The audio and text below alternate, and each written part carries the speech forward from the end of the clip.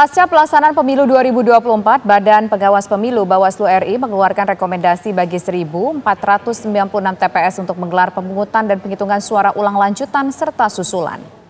1.496 TPS terdiri dari 780 TPS harus melaksanakan pemungutan suara ulang, 132 TPS pemungutan suara lanjutan, serta 584 TPS pemungutan suara susulan.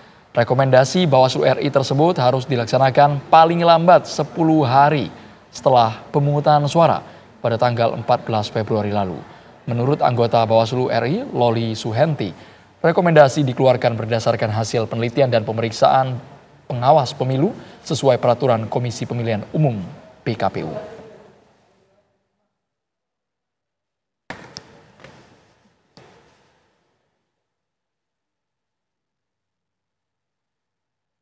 Lantas apa respon Komisi Pemilihan Umum atas rekomendasi Bawaslu yang menginginkan merekomendasikan pemilihan suara ulang di 1.496 TPS dengan 780 PSU, 142 pemungutan suara lanjutan dan 584 pemungutan suara susulan. Sudah bersama kami pemirsa anggota KPU yaitu ada Bapak Idam Holik. Selamat sore Pak Idam. Selamat sore Mbak. Ya Pak Idam, kita ingin tahu bagaimana respon KPU mengenai rekomendasi dari Bawaslu ini. Ada lebih dari 1.600 TPS atau tempat pemilihan umum yang harus melakukan pencoblosan ulang. Setiap rekomendasi yang disampaikan oleh Bawaslu Kabupaten Kota ataupun Panwascam Kecamatan, kami minta kepada KPU Kabupaten Kota agar melakukan kajian secara komprehensif agar betul-betul dipastikan bahwa TPS tersebut memang layak atau memenuhi persyaratan yang dipersyaratkan oleh undang-undang. Ya, jadi sekali lagi setiap rekomendasi yang diterima oleh KPU Kabupaten Kota kami minta untuk melakukan kajian hukum secara komprehensif. Pak Idam, kami juga ingin tahu rekomendasi dari Bawaslu ini kebanyakan persoalan apa yang dihadapi di lapangan sehingga harus pemungutan suara ulang, Pak? Ya, rekomendasinya itu misalnya pada saat ada proses pembukaan kotak suara yang tidak sesuai standar, ada pemilih yang tidak berhak menggunakan hak pilih. Misalnya di satu TPS itu, ada seorang pemilih yang tidak berhak menggunakan hak pilihnya itu diberikan oleh KPPS. Nah itu yang mengakibatkan harus ada pemungutan suara ulang. Ya. Pak Idam, ini kan tadi Bapak mengatakan ada 1.496 TPS ya, kalau tidak salah yang akan melakukan pemungutan suara ulang. Bukan saya yang mengatakan. Maaf, Bawaslu mengatakan ada 1.496 TPS yang akan melakukan pemungutan suara ulang. Tadi Bapak mengatakan bahwa harus ada pengkajian ulang secara hukum. Kapan ini kemudian bisa diputuskan akan segera dilakukan atau ada hal yang tidak perlu dilakukan pengulangan, Pak? Berdasarkan data yang kami terima resmi dari rekan-rekan KPU, ya, dari 29 provinsi yang mencakup 159 kabupaten kota, itu telah menyampaikan data secara resmi pada kami, total TPS yang diselenggarakan untuk pemungutan suara ulang, pemungutan suara lanjutan, dan pemungutan suara susulan, itu totalnya 781. Ya, data sampai dengan sore hari ini dan kami terus update untuk memastikan bahwa yang direkomendasikan oleh Bawaslu itu sesuai dengan peraturan perundang-undangan.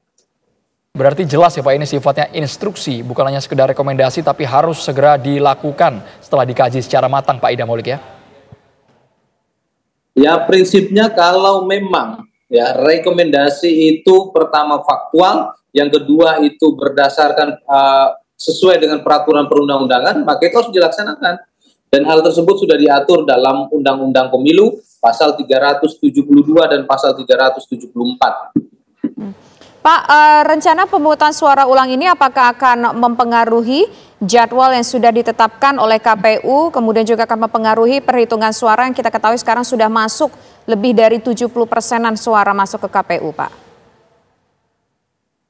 Proses penghitungan suara itu dilakukan secara resmi itu lewat rekapitulasi yang dilakukan secara berjenjang, mulai dari PPK, Panitia Pemilihan Kecamatan, KPU Kabupaten Kota, KPU Provinsi, dan terakhir itu rekapitulasi nasional yang diselenggarakan oleh KPU Republik Indonesia.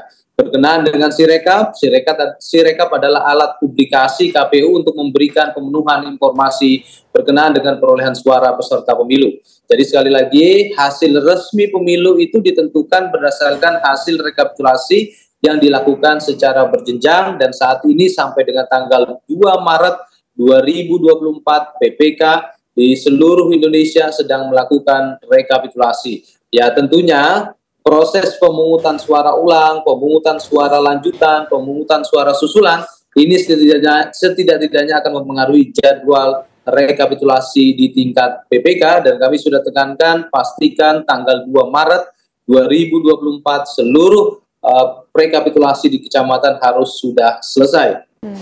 Pak Idam, kami juga ingin tahu Pak, bagaimana cara menjaga agar tingkat partisipasi pemilih, karena mereka sudah ada dalam DPT, apakah akan sama dengan 14 Februari atau bisa jadi lebih banyak? Atau malah sebaliknya Pak Idam? Ya, yang jelas partisipasi pemilih berada dalam wilayah probabilitas. Bisa menurun, bisa meningkat. Nah, ini sangat bergantung pada lingkungan sosial di mana TPS tersebut diselenggarakan. Ya, kebanyakan memang kalau terjadi pemungutan suara ulang ataupun pemungutan suara ulang ya, itu pada umumnya partisipasi menurun. Dan kami sampaikan kepada jajaran kami, khususnya kepada KPPS, intensifkan pemungutan suara. Maksud saya intensifkan sosialisasi hari dan tanggal pemungutan suara sehingga pemilih dapat mendapatkan informasi yang memadai sehingga mereka dapat datang ke TPS. Kuncinya adalah sosialisasi kepada para pemilih yang namanya ada dalam DPT di TPS tersebut. Baik, terima kasih Pak Idam Kholik selaku anggota KPU RI sudah berbagi informasi bersama kami. Kita harapkan agar pemungutan suara ulang ini bisa berjalan lancar dan juga tingkat partisipasi masyarakatnya tetap tinggi, Andro ya. Selamat sore Pak Idam. Selamat sore Mbak Mas.